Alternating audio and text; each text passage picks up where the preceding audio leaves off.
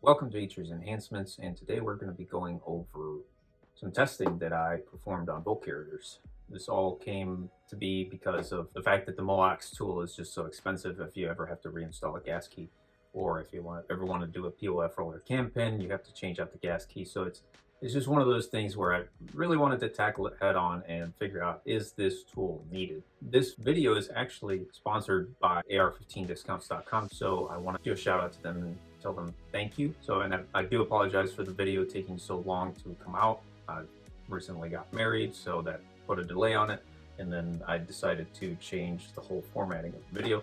I will be putting in the description if you want to just completely skip to the end and figure out what it is. Basically summarizing it, I was able to mimic the effects of the MOAX tool without the need of said tool. You instead just need a spring-loaded punch. But I don't want to get too far into it. I'm going to have to do a PowerPoint style presentation in order to fully explain it because there's a lot of information to talk about. Otherwise, I do have to get into detail into how the test was performed and the final results, so let's get into it.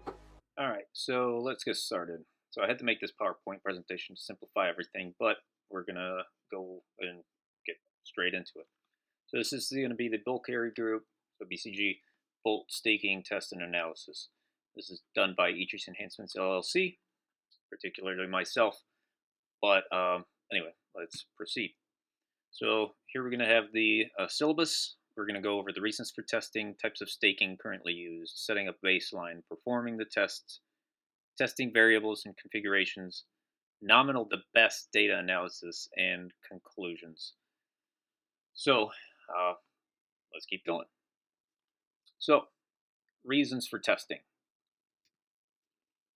This is where we're going to get into the big picture. Currently, it is common to find issues with many different manufacturers not applying the staking correctly to a gas key. It is also common for the gas key to become damaged from dropping or from shipping processes.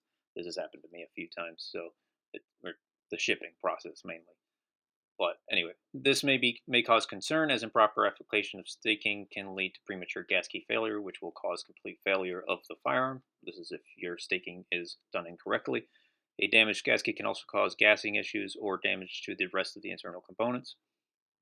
If it's damaged and it tries to fit in, then it could potentially keep damaging other things. Our goal was to see if we can match or exceed the TDP staking performance without the need to send out a bulk carrier group for repair or purchase an expensive tool such as a MOAX. It's like, I believe, like a $200 part or tool, if I'm not mistaken. I may be wrong on that, but I know it's still fairly pricey considering the price of a gas key being like what, $15. So now we're going to go over the types of staking that we will be testing. So in this case, we're going to go over the OEM/TDP staking, the TDP field repair manual staking, and the filet mignon staking, which I came up with the name. And yes, pun is fully intended. So, and if you're not understanding why I'm calling it the filet mignon, is just in case, it's because it is a type of steak. Okay, now that we got that out of the way, let's keep going. So the OEM TDP staking. Currently, the market offers only one type of staking performed on bulk carrier groups, and it is very easily identifiable by the position of the stake. There is 2 staking points per bolt, and each stake is applied on both sides of the gas key, pushing material on the horizontal plane. We will call this 180 degrees for the rest of the report, towards the bolt head. You can see this right here, applied on each side. This is done to increase friction on the bolt head and cause a higher removal torque without affecting the bolt strain or clamp load. These are done via a tool similar to MOAX tool, which can either be operated by standard screws or potentially an automated system that can apply the force quickly for production speed. I don't know what they use primarily in the production line, but to me it would be very logical to have this sort of hydraulic machine that you could basically just set the bolt carrier in place and it just does the staking for you without actually hammering the part. It's just a lot of force applied to it. TDP field staking. This is a staking to perform according to the M16 repair manual if a gas key were to be replaced in the field without access to better tools. It is identified as 3 stakes applied vertically. We will call this 90 degrees for the rest of the presentation, equally spaced around the bolt head. So you can see 3 stakes applied around the bolt head. And that's what it is. This is very similar to what the M16 used to be. They used to only do 1 stake per bolt, usually right here in the center. But it's actually very similar to the original staking of like the XM variants of the M16, like really early models.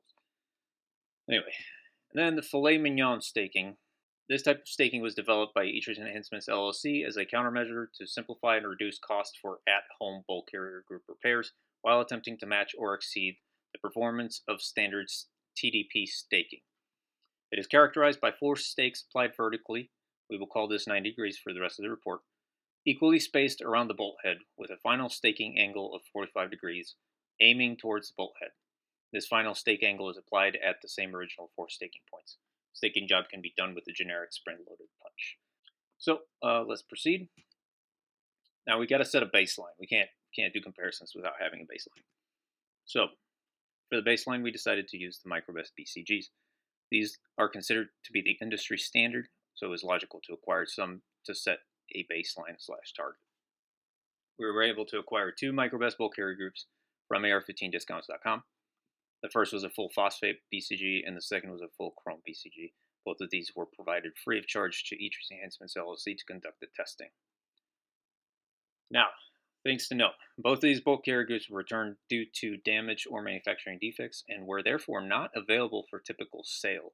The only requests we made to AR15 discounts was that the BCGs were, number 1, obviously made by microbest, and number 2, the gas key screws and staking had to be intact. Staking had to be performed properly and remain unmolested from the way they were shipped from the microbest factory. Now, let's get on to the performance of the tests. So for the measuring equipment, all measurements were recorded in inch-pounds with an electronic Wheeler fat torque wrench. The torque wrench was set to display peak torque while loosening the bolt itself, and the same tool was used to torque all the other bolts for the rest of the testing onto the gas key, or onto the bolt carrier at 55 inch-pounds. Staking was performed with a hammer and a punch method, as well as spring-loaded punch by itself. TDP field repair method was performed only with a hammer and punch, while the filet mignon was performed with a hammer and punch for the V1 test, while the V2 and V3 were performed with the spring-loaded punch by itself. Keynote here, I did use the spring-loaded punch at least to create the initial dimple, so that it was easier for me to, land the hits as opposed to it sliding off and potentially hurting myself, if that makes sense. But other than that, all the finishing staking was done with the hammer on the field repair method. Parts used. Both microbest BCGs were used to conduct the test after the original gas keys were removed. Anytime the new test was to be conducted, new bolts and new gas keys were used. The only time this was not done was when testing for removal torque without any staking, and when we tested with only 2 top stakes to add more data to the analysis.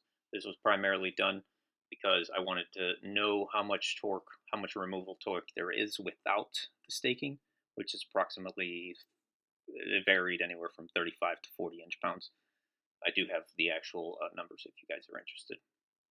But then I decided to do the 2 top stakes because this was a popular YouTube video that I found online, and I wanted to verify if it was good or if it could be better. So for the chrome BCG, we use nickel boron plated gas keys. Chrome isn't exactly easy to find, and nickel boron was what AR15 discount sent us, so that's what we used. And for phosphate BCGs, we use phosphate coated gas keys. So testing configurations. Now, this is where it's going to get a little bit interesting. Primarily, the testing configurations were done. The tests were originally performed with a shotgun approach, which means basically just do it as you go.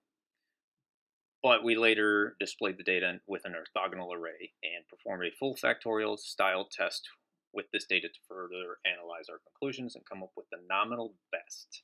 This is a very engineering-esque process, very popular in the automotive field for product testing and design development.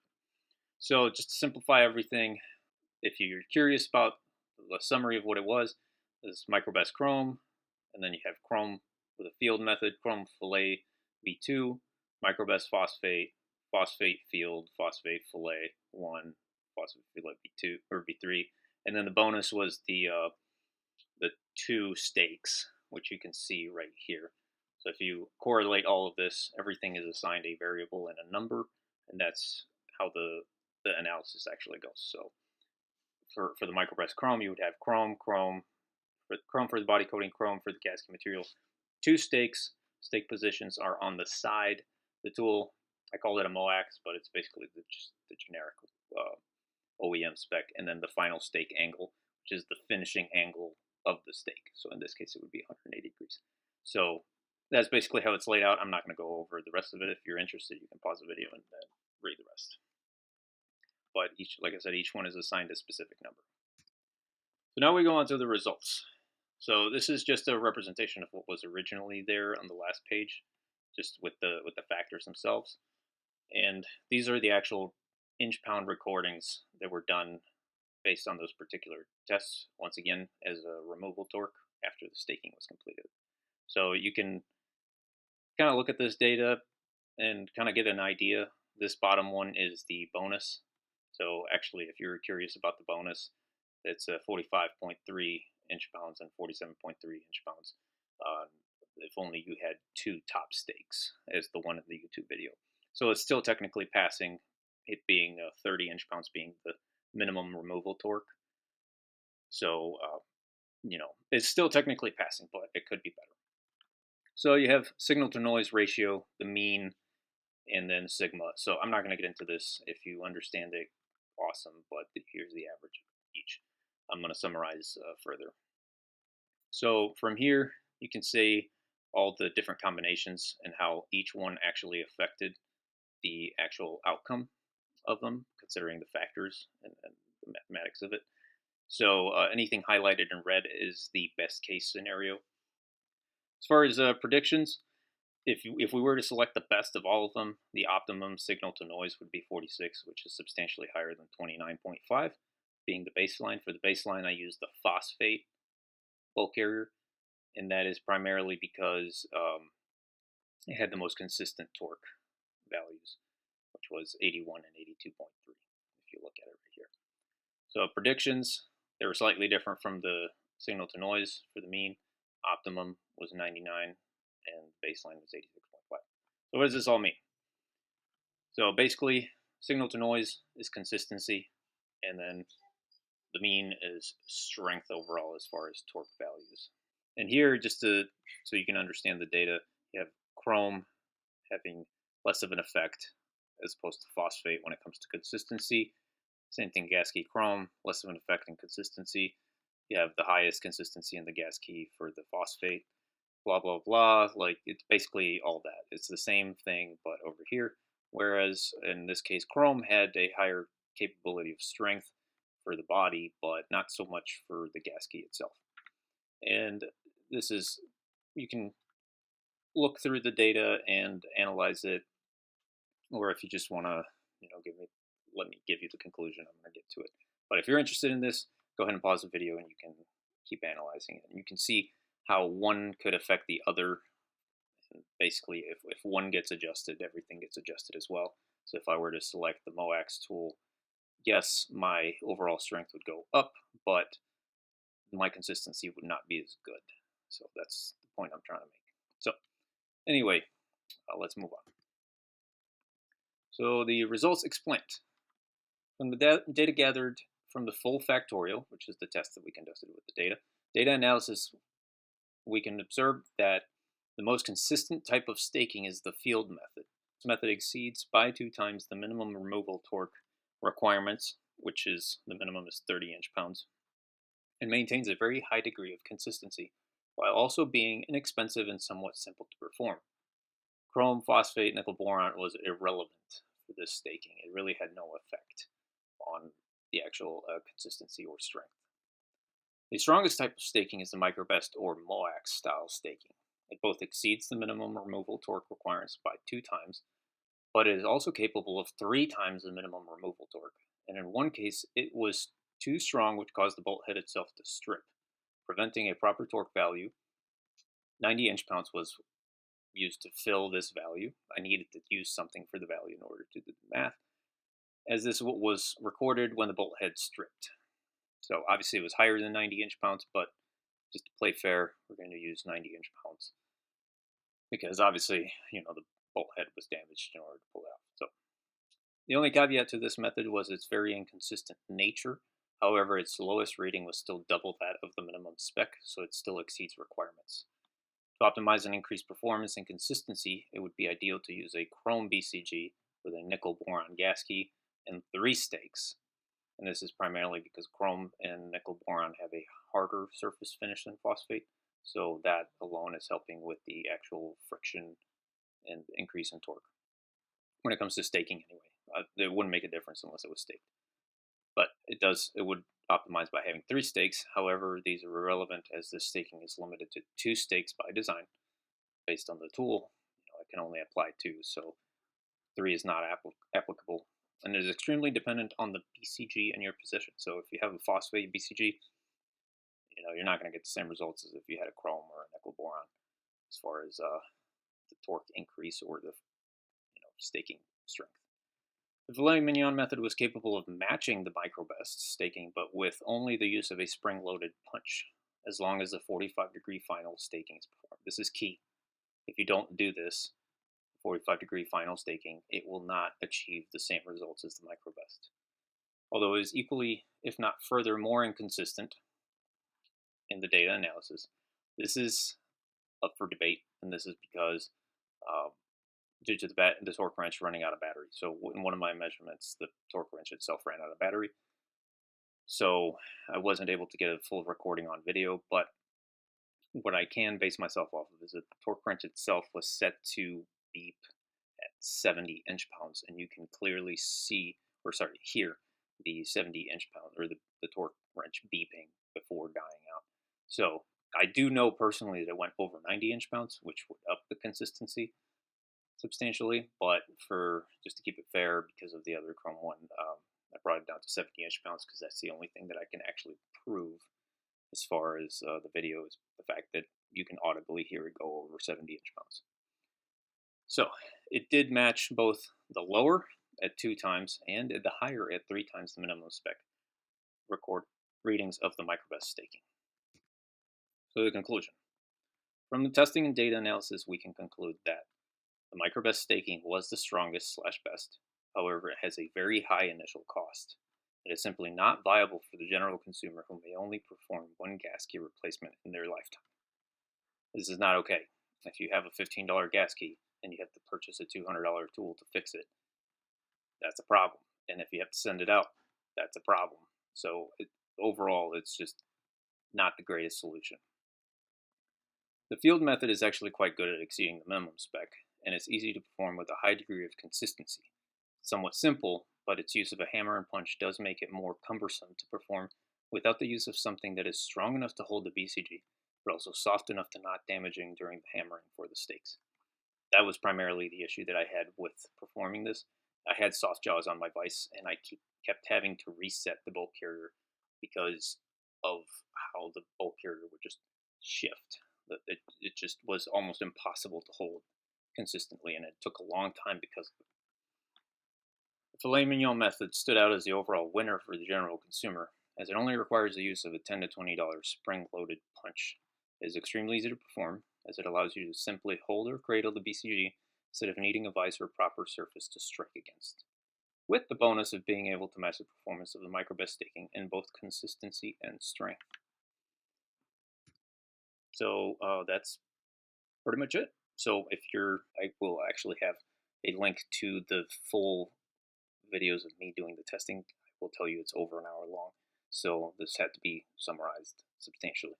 And I do want to say thank you, and definitely special thanks to AR15discounts.com for providing the parts. So anyway, that's the end of the testing. I was able to successfully find a new process that allows you to do the staking of the gas key and achieve the same consistency and strength as the OEM microbest staking. Basically, all you need is obviously your bolt carrier and the gas key, and you will basically be doing strikes, 4 equally spaced strikes with the spring-loaded punch, and until you basically will hit it, you will move around between them to basically allow it to get equally spaced. And then once the material is displaced and actually supporting and touching the bulkhead, then you will actually just turn the spring loaded punch at an angle, trying to get a 45-degree angle. So once the holes are deep in there and you actually have a dimple and the bulkhead is fully supported, you will basically angle the actual spring loaded punch towards the bulkhead in this fashion. And you will continue doing strikes which will essentially push material harder against the bulkhead.